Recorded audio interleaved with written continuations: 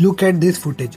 30 feet की height से एक लड़की नीचे गिर गई। ये पैराग्लाइडिंग डिजास्टर और ये ऋषिकेश में बोट पलट गई। इसमें हमको लगता है कि यार हम एडवेंचर कर रहे हैं, लेकिन नहीं, आप एडवेंचर तो नहीं, रशियन रोलेट खेल रहे हैं। इंडिया में एडवेंचर स्पॉट का मतलब थ्रिल्स नहीं, टेरर स्पॉट बन चुका है। और इसके 3 सिंपल रीजन है: सस्ते जुगाड़, जीरो ट्रेनिंग और ऑफिशियल करप्शन। लोग बोलते हैं कि चलो यार इंस्टाग्राम पे रील बनाते हैं, लेकिन उस रील के चक्कर में आपकी जिंदगी 1000 के एक सस्ते डील पे दाव पे लग जाती है। इस वीडियो में हम वो डार्क रियलिटी एक्सपोज करेंगे। वो कौन है जो ऑफ सीजन में सब्जी बेचता है और पीक सीजन आते ही आपका इंस्ट्रक्टर बन जाता है। यूरोप का कबाड़ इंडिया में गोल्ड रेट पे क्यों बिक रहा है? डोंट वरी, एंजॉय बोलने वाली ये इंडस्ट्री आपकी जान को कितनी वैल्यू देता है। Let's decode the systemic failure. देखिए, किसी भी एडवेंचर स्पॉट की सेफ्टी 3 चीजों पे डिपेंड करती है। पहला, गियर क्वालिटी, दूसरा इंस्ट्रक्टर ट्रेनिंग, तीसरा रूल्स इन्फोर्समेंट। और इंडिया में इन तीनों चीजों का मजाक बना दिया है। सबसे पहले बात करते हैं इक्विपमेंट की। आपको क्या लगता है कि वो 1500 की राफ्टिंग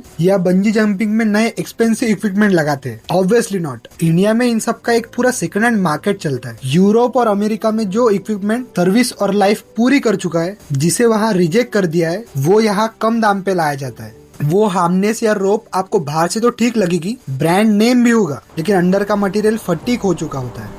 और वो फटीक मटेरियल आपको तब दिखेगा जब आप 30 फीट की हाइट से पत्थरों पे गिरे हुए। देखो यार, ऑपरेटर को सस्ते में काम चलाना है। जो ऑपरेटर नए गियर्स में खर्चा लगाता है, उसका रेट भी हाई होता है, और उसमें आप लोग सस्ता ऑप्शन चूज करते हैं। 500 बचाने के चक्कर में हम अपनी जान दाव पे लगा चुके होते हैं। और मान के चलते कि इक्विपमेंट अच्छा भी है, तो उसे चलाने वाला भी बहुत बड़ा खतरा बन सकता है। ये इंडस्ट्री ना मोस्टली सीजनल स्टाफ पे चलती है। जब टूरिस्ट सीजन नहीं होता ना, तो ये लोग कोई भी काम कर लेते हैं, और जैसे ही रश थोड़ा शुरू होता है तो ये लोग एक्सपर्ट गाइड बन जाते हैं। इनके पास कोई भी P4 या P5 की पैराग्लाइडिंग रेटिंग नहीं होती, और ना ही इन्हें कोई प्रॉपर रेस्क्यू ट्रेनिंग देता है। इनमें से कई लोगों का ट्रेनिंग सोर्स यूट्यूब ट्यूटोरियल्स होते हैं, और हमको लगता है कि ये लोग बहुत एक्सपीरियंस्ड है, लोकल है तो सब पता होगा ना। लेकिन जब टर्बुलेंस आता है और राफ्ट पलट जाती है, तो इनके पास इमरजेंसी हैंडलिंग की ट्रेनिंग नहीं होती। और एग्जाम्पल भी बता सकता हूँ मैं आपको। जोमेटो के फाउंडर के फ्रेंड का एक्सीडेंट क्यों हुआ था?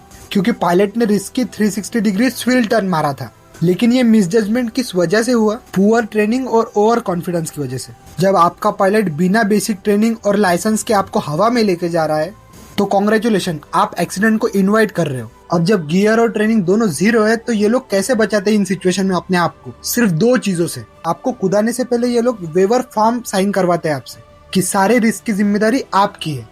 अगर कल्चर के कोई ऊंच नीच हुई, तो ये लोग तो अपना पल्ला झाड़ देंगे। ये लोग अपना प्रॉफिट और टाइम बचाने के लिए जरूरी प्रोटोकॉल्स को स्किप कर देते हैं। आपको तो ये तक नहीं बताया जाता कि राफ्ट से गिरने पर बॉडी को किस पोजीशन पे रखना है, क्योंकि ये सब चलता है क्योंकि लाइसेंसिंग एजेंसीज में करप्शन है। 5000 की रिश्वत देकर नकली लाइसेंस बना लेते हैं लोग। आपको क्या लगता है कि इस इंडस्ट्री को सुधारने का असली तरीका क्या होना चाहिए? अपने एनालिसिस कमेंट में जरूर लिखिए।